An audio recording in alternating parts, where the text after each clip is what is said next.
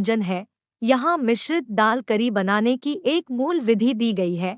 पकाने में आसान एक सरल विधि, यह एक बहुत ही स्वादिष्ट और स्वास्थ्यवर्धक व्यंजन है।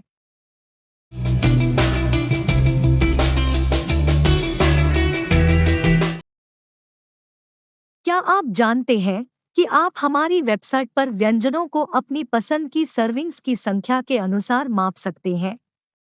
हमारी वेबसाइट पर आप इस वीडियो को देखने के साथ साथ बदली हुई रेसिपी का प्रिंट भी ले सकते हैं। यह अनूठी विशेषता आपको रेसिपी को अपनी वांछित सर्विंग्स या मिर्च के अनुसार स्केल करने में मदद करेगी। यह रेसिपी 3 लोगों के लिए है। अगर आपने रेसिपी बदल दी है तो कृपया उन मात्राओं का पालन करें। चलिए अब वास्तविक रेसिपी पर चलते हैं।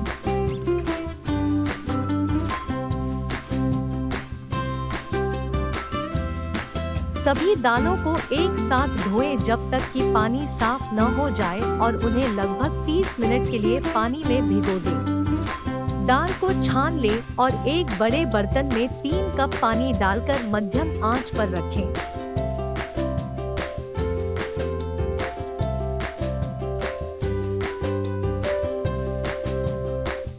एक चम्मच नमक डालें। आधा चम्मच लाल मिर्च पाउडर डालें।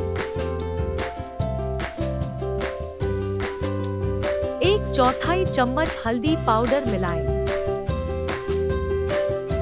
2 चम्मच धनिया पाउडर डालें।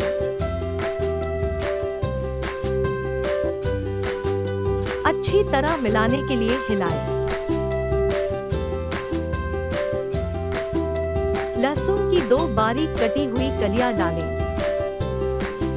इसमें अदरक का आधा इंच का टुकड़ा कटा हुआ डालें। अच्छी तरह मिलाने के लिए हिलाएं। उबाल लें और ढक दें। बीच बीच में हिलाते हुए लगभग 20 मिनट तक पकने दें।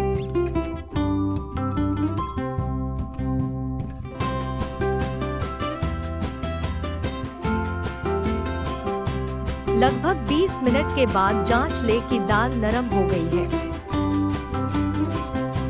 सभी दालों की जांच करना सुनिश्चित करें। यदि आपको लगता है कि वे पर्याप्त नरम नहीं हैं, तब तक कुछ और पकाएं जब तक कि सभी दालें नरम न हो जाएं। आधा चम्मच गरम मसाला डालें। अच्छी तरह मिलाने के लिए हिलाएं।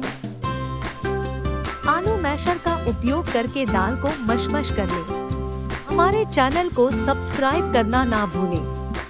बेल आइकन दबाने से यह सुनिश्चित होता है कि आप सभी नए वीडियो से अपडेट रहें। दाल को एक तरफ रख दें और मध्यम आंच पर एक फ्राइंग पैन लें।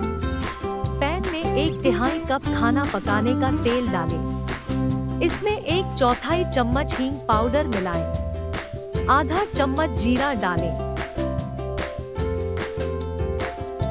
6 करी पत्ते डालें। लगभग 1 या 2 मिनट तक हिलाते हुए भूनें।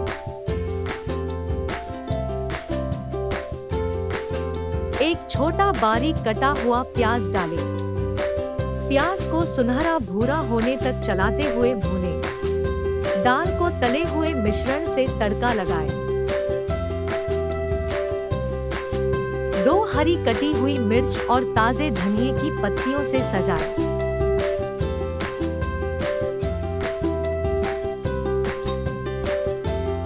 ऊपर से आधा इंच बारीक कटा हुआ अदरक छिड़के। चावल, चपाती या नान ब्रेड के साथ आनंद लें।